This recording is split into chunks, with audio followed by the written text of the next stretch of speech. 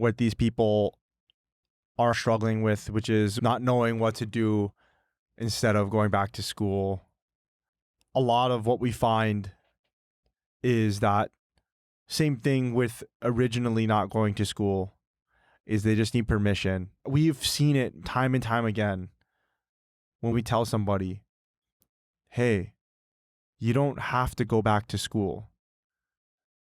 I've never been told that before. The amount of times It's just no one's ever told me that before. everybody always Yeah. tells you to go back to school. You're not obligated to. If there's a really good reason to go back and you can make the logical argument of Like, you're going back to be a surgeon. Okay, fair enough. yeah, and then you can make the logical argument about maybe you're in such an esoteric field that you absolutely need a college degree, or that you absolutely need a master's degree. You absolutely need to go back.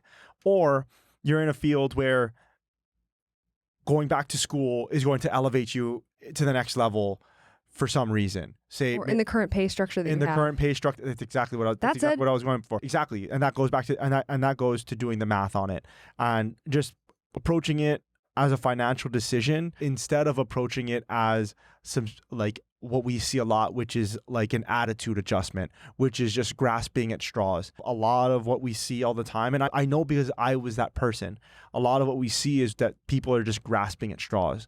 People are just thinking, I don't know what to do. This is what I'm going to do.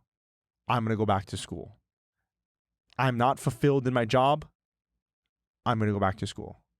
I think in a lot of fields that the pay is a little bit on the lower end, and getting a master's degree will give you a slight raise. I would urge people who are using that rationale to be very careful. I think that a lot of times that money, if you actually did the math on it, is not actually worth it. I think that's a status thing.